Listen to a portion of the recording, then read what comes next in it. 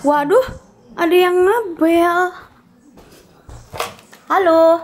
Wah, jadi ini nih si tamu VIP nih.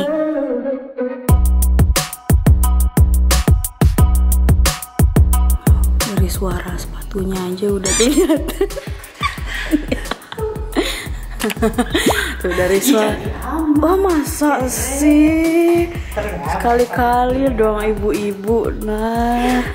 Minal aidin dulu dong. Iya, Aidin Bu. Sama-sama Bu ya. Silahkan masuk Bu. Gede aja, gede banget mah gue. Iya. Silahkan masuk Bu. Sendirian? Sendirian ini awal ini aja kerja. Alhamdulillah.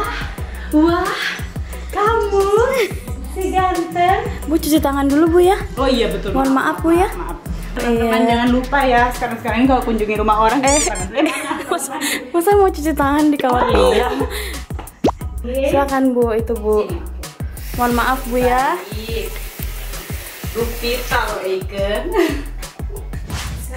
Brum. Auto dah. Brum ist das. Oke. Terusnya sehat? Cool. Ya. Alhamdulillah. Jadi pinter banget ya makannya. Pinter aja. Ini kejedot apa gimana? Pinter banget mah ibunya. Iya, oke baik. Iya, kejedut ya tadi ya. Kamu kejedot ya? Bahasa sentas. Apa itu namanya Liam? Bahasa Liam? Bum, semuanya bum. Oh jadi ini tamu VVIP kita hari ini. Kenapa dia VVIP? Karena emang cuma satu tamunya. Mau ngundang siapa lagi coba? Tadi ngomong di videoku. Ini yang aku mau kunjung ini teman satu-satunya orang ini. Abi mau ngundang siapa lagi coba? Enak Bu? Enak. Alhamdulillah. Piring keberapa Bu? Ini udah tambah kedua nih baru. OTW kedua ya Bu ya.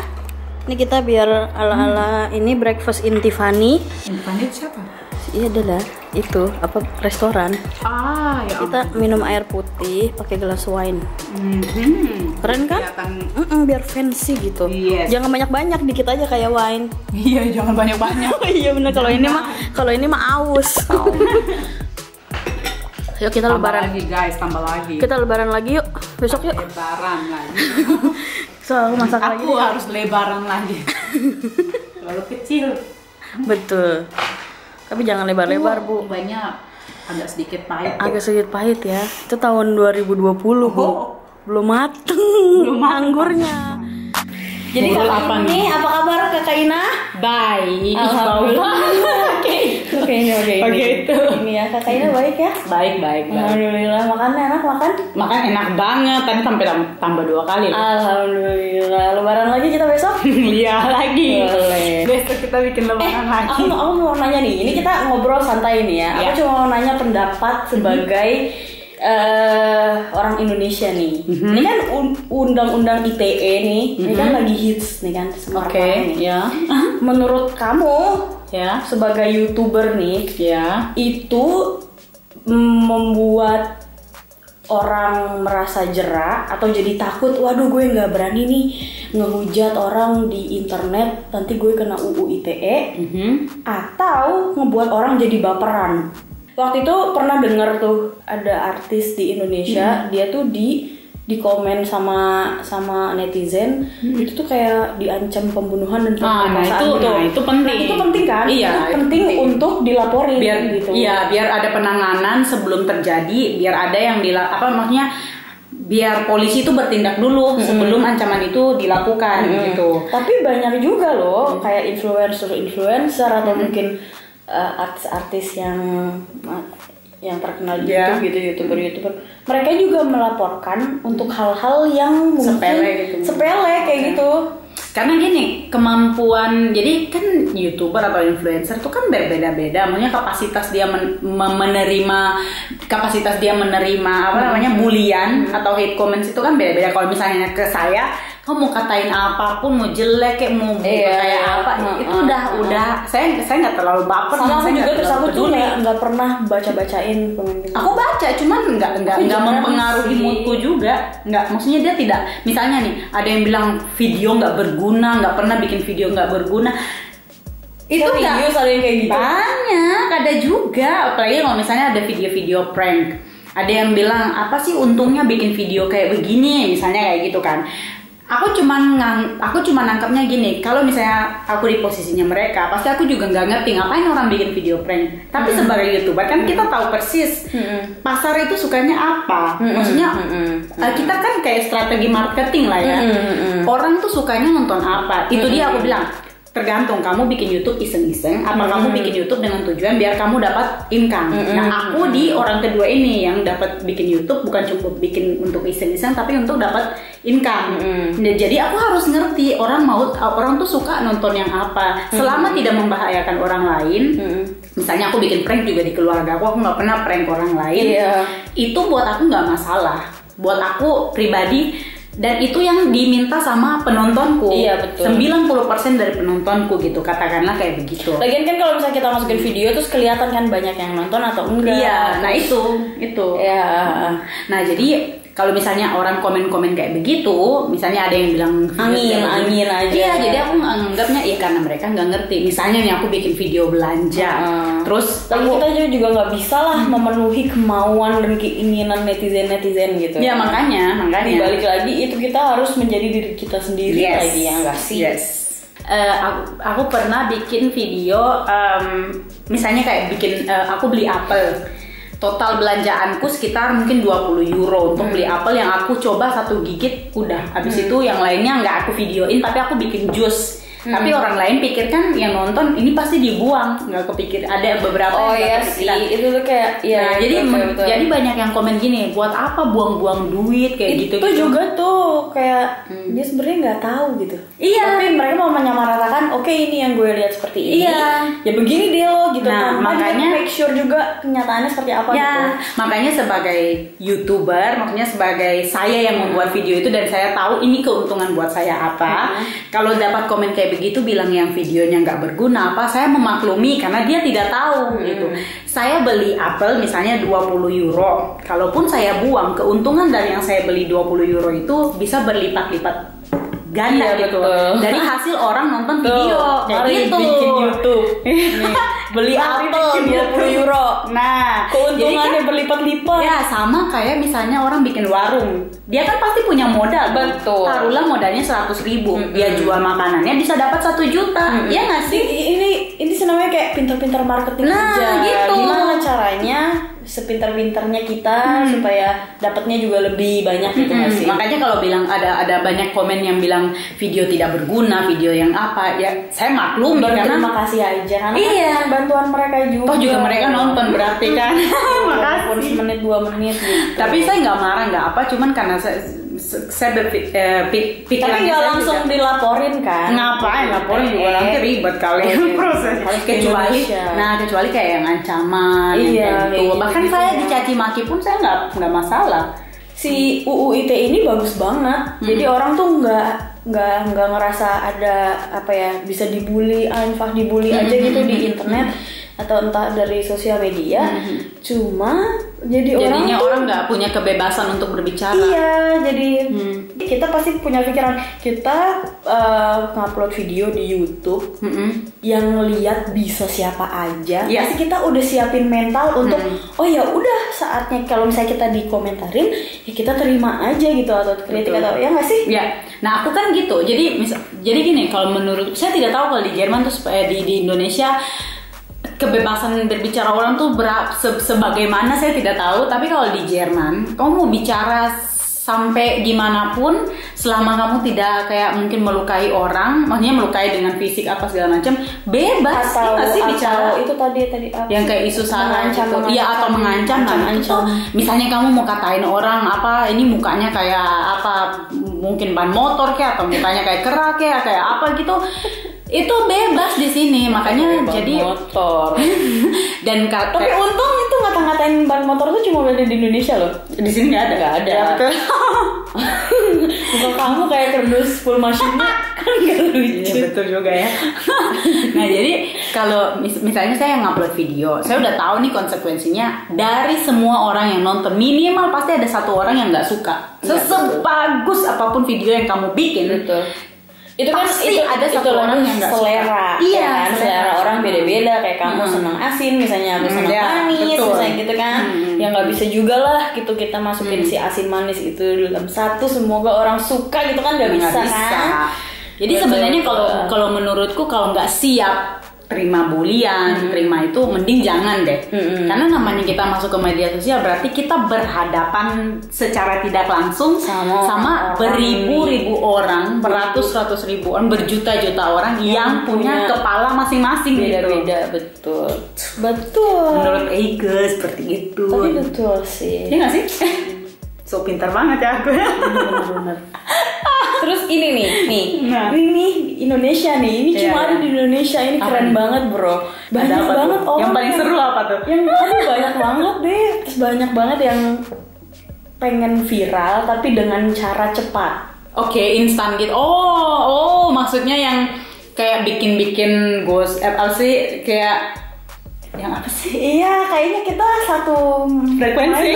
Cuman nggak berani ngomong aja. Yang si iya yang mana? Saya banyak banget. Iya itu deh pokoknya intinya.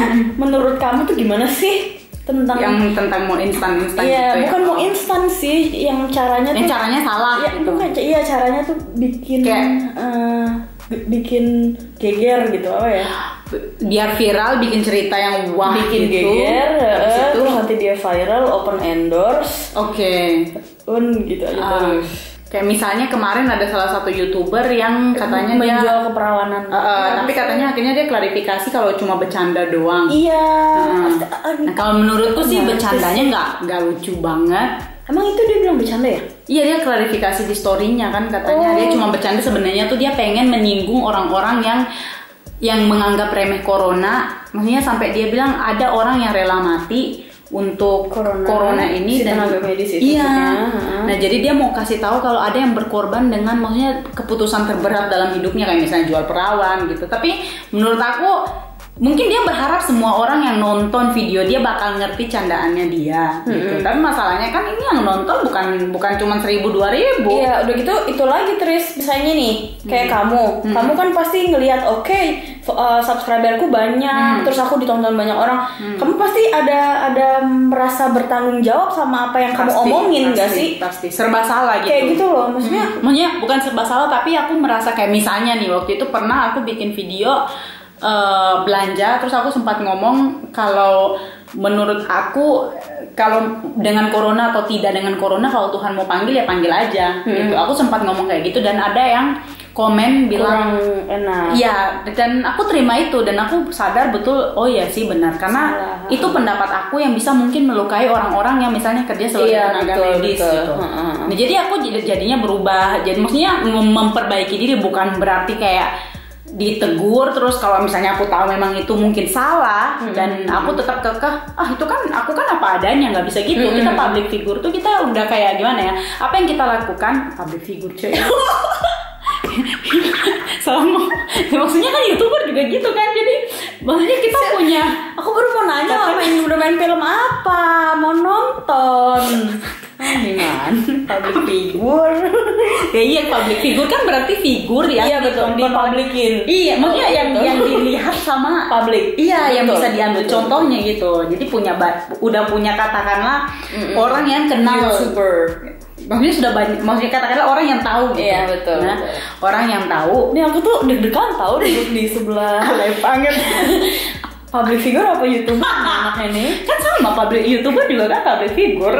Kan YouTube juga termasuk media untuk publik kan. Ya nggak sih?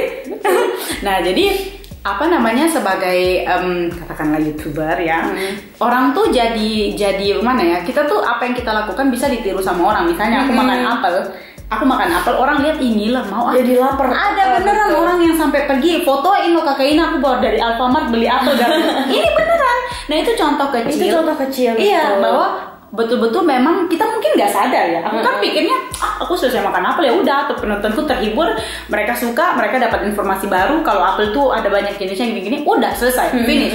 Ternyata di balik itu ada yang benar-benar tanggung jawab lain. Iya, aku pengen apel, kayaknya kelihatannya enak tuh Kak Kina makan itu enak kayaknya. Orang jadinya berhasrat untuk melakukan hal yang sama. Nah takutnya kalau misalnya kita kayak gitu nih, misalnya nih si perempuan itu misalnya dia udah punya fans yang benar-benar jatuh cinta banget sama dia bilang jual keperawanan, bisa jadi dia juga ngikutin. Wah ini idola saya. Bener. Iya nggak sih? Bener nggak sih? Apalagi sekarang kita nggak bisa saring umur berapa yang menggunakan media sosial. Nah itu dia itu juga. Jadinya agak, kalau menurut saya sih agak kacau banget sih. Saya juga ada satu lagi, ada YouTuber juga yang jarang cuci tangan, katanya jarang pakai masker. Oh dia heboh. Iya, misalnya itu sebenarnya itu pendapat dia sih. Nggak enak ya. Kan? Cuman ya kan nggak enak kan? Iya, makanya itu misalnya saja nih, saya jadi YouTuber yang saya juga bekerja di bidang kesehatan. Iya. Sebenarnya di tempat saya bekerja orang tuh tidak terlalu parno sama corona gitu. Jadi mereka pun kayak gitu ya? Iya.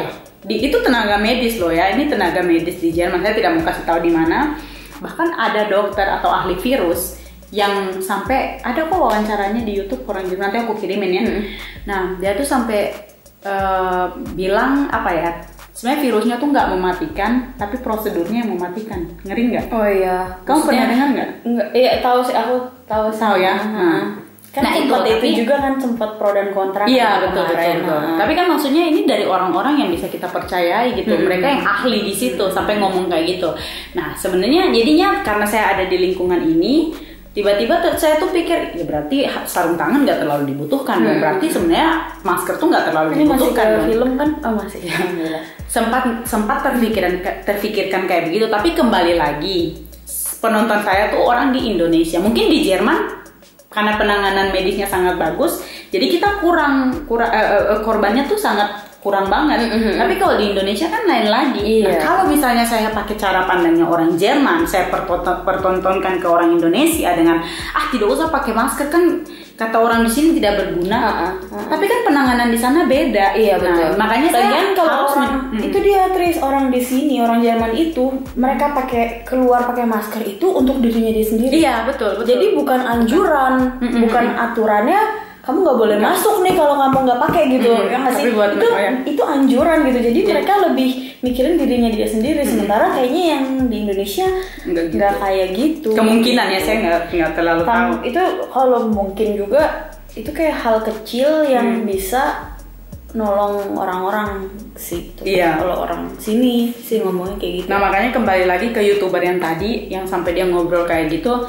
Sebenarnya saya bisa ngerti, maksudnya sebenarnya itu pendapat dia. Kita mungkin karena kita udah di sini dan pandangan kita orang-orang yang di sekitar sini, jadi kita mikirnya ya nggak apa-apa juga sih kalau pakai masker, itu masalahnya dia juga gitu. Nah tapi kembali lagi karena dia public figure juga, dia YouTuber seharusnya juga, dia punya orang-orang yang mencontohi dia gitu. Betul. Nah jadi makanya kayak saya bilang tadi, dulu juga saya berpikir karena itu tadi ya, lingkungan saya orang-orang yang kerja di kesehatan juga ada beberapa orang yang mengatakan sebenarnya itu masker tidak terlalu menolong dan itu percuma karena kalau di medis bukan lebih nolong cuci tangan nggak sih? Iya dan tapi kan orang kayak misalnya waktu saya pergi belanja itu kenapa Elena nggak dipakein masker gitu. Karena di Jerman susah, di Jerman itu aturan information itu setelah 6 tahun. Nah, di atas 6 tahun. Di atas 6 tahun. Di atas 6 tahun baru dipakai. Hebat banget sih kalau ada bayi yang dipakein masker terus nggak digini-giniin. Terus itu dia makanya menurut orang-orang di lingkungan saya itu bilangnya nggak masuk akal aturannya karena virus kan nggak melihat ini anak 6 tahun, ini anak 4 tahun. Misalnya satu keluarga, kamu ada 2 anak. Anakmu satunya 6 tahun, satunya 4 tahun. Terus kamu dibilang kan pakai masker biar terhindar dari virus. Anakmu yang 4 tahun, dia kena virus karena nggak pakai masker. Pulang ke rumah kalian pelukan, tidurnya bareng, kena juga kan. Makanya menurut orang di sini tuh, menurut beberapa tenaga medis yang saya kenal, menurut mereka tidak masuk akal karena itu, misalnya aturannya kayak gitu. Nah, Sebenarnya saya juga pengen bilang ya berarti bener juga ya aturan aturan pakai masker tuh nggak terlalu harus dibutuhkan banget. Tapi saya nggak bilang karena saya tahu di Indonesia situasinya beda dengan di Jerman gitu. Makanya saya bilang contohnya sekarang kita udah agak kendorin lockdown kayak gitu. Orang udah bisa belanja kemana-mana. Orang udah hampir buka, TK aja udah hampir buka, gitu kan. Nggak, jadi TK juga sampai sekarang masih not betroyung. Cuman karena saya kerja di bagian kesehatan, jadi anak saya bisa saya antar ke TK. Oh gitu. Jadi nggak semuanya ya? Belum. Jadi yang sekarang ini yang anak-anak yang bisa masuk ke TK tuh yang orang tuanya kerja di bidang kesehatan, kalau nggak di bagian penanganan kayak bencana alam, terus kayak gitu-gitu. Ya di luar dari itu belum boleh. Oh gitu. Nanti katanya tanggal 6 Juni kalau nggak salah. Udah buka semua. Katanya. Tapi nggak pakai muncul kan? Enggak. Kecuali anak di atas 6 tahun gitu. Tapi kan? Itu menurutku nih ya, misalnya TK nih. Menurutku kalau gurunya pakai masker juga gimana ya? Menurutku kayaknya kalau anak kecil belajar pakai mimik tuh lebih bagus gitu ya. Iya. Kayak misalnya, tapi nggak pakai masker sih guru-gurunya. Nggak pakai kan. Soalnya aku kayaknya lihat di TV mereka pakai deh. Kalau kemarin Helena nggak pakai sih. Nah itu dia makanya yang di sini juga orang menganggap sekarang kan restoran sudah mulai buka nih. Nah jadi orang nganggap ini tuh kayak pakai masker tuh cuma basa-basi pemerintah aja mungkin. Supaya orang yang tidak terlalu ngerti tentang kesehatan pikir oh iya udah pakai masker berarti terhindar dari virus. Sedangkan misalnya nih kamu kerja di dalam supermarket, misalnya kamu harus pakai masker selama kamu kerja. Kamu kerja kan di sini bisa 6 sampai 8 jam kan. Aturannya masker itu dipakai paling lama 3 jam. Oh iya. Itu diganti. Oh iya. Itu yang Einweg pokoknya yang sekali pakai yang biasanya warna biru, hijau, pink, yang kayak di rumah sakit ya. Aturannya itu paling lama 3 jam harus diganti aturannya ya. Itu yang higienis. Kalau enggak itu sebenarnya sama aja dengan bohong. Iya betul. Terus apalagi kayak gitu kemarin kan aku ketemu sama temanku nih, bukan temen sih, kenal banget gitu. Terus kita lagi belanja terus dia ngomong, aduh maskerku udah nggak aku cuci nih 2 minggu gitu. Itu bahkan lebih masalah lagi. Si Paul aku nih dari kantor dapat masker tuh 5 biji gitu. Jadi setiap hari ganti gitu loh. Terus aku jahit juga. Buat aku tuh aku punya 4, buat Liam punya 3, tapi dia jarang pakai kan. Iya sama Elena. Jadi kalau misalnya aku habis pakai terus nggak mau aku cuci, aku masih punya stok gitu loh. Oke ya. Ya betul. Jadi gimana ya mindsetnya aja sih mungkin yang kalau pakai masker tuh aturan gitu kayak. Tapi aku lebih mikir yang kayak ya kita selamatin aja diri kita dulu gitu. Betul sih. Makanya si aturan-aturannya itu gitu. Banyak yang bilang mending kalau misalnya mau sampai benar-benar aturannya jadi benar-benar ini menghindari virus, lockdownnya tuh benar-benar lockdown yang berat semuanya sampai supermarket pun harus ditutup. Karena kalau misalnya selama supermarket masih dibuka, kayak Wuhan waktu itu kan sempat gitu kan. Karena sama aja bohong. Karena orang kan tetap butuh apa yang harus dibeli. Misalnya katakanlah kan biasanya bilang bapaknya aja lah yang pergi gitu katakanlah. Bapaknya pergi ke supermarket, ibu sama anaknya tinggal selamat. Bapaknya pegang-pegang barang yang tadinya mungkin orang yang lain juga pegang, bisa jadi orang yang terinfeksi juga. Pegang barang apa segala macam aja. Ketemu orang mungkin dia batuk kena baju kita. Kan bilang ya kan kalau pulang bisa cuci tangan ya, kamu pikir virusnya cuma ada di tangan gitu kan. Maksudnya gitu. Terus virus kan bisa di mana aja. Nah pelukan sama anak udah kena lagi. Mohon maaf. Makasih ya, saya pulang udah terisi. Kantongnya terisi. Kita tunggu undangan selanjutnya ya. Baik.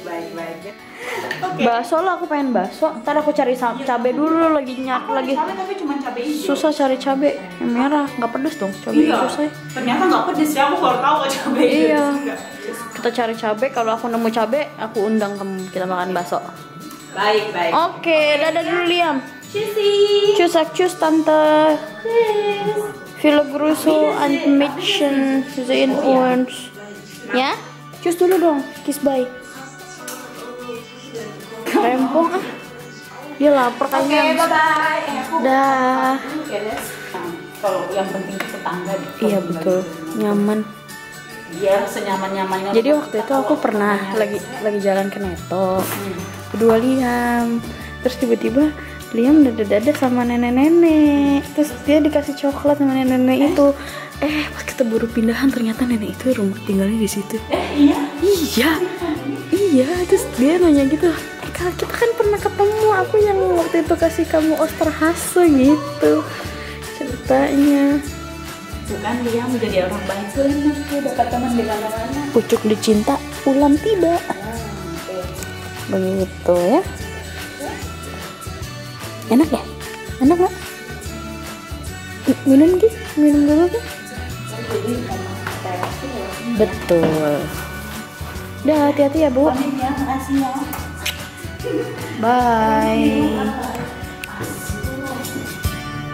Dah gitu. Mau telepon? Nih telepon.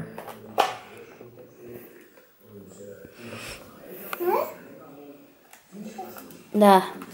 Cus, bye.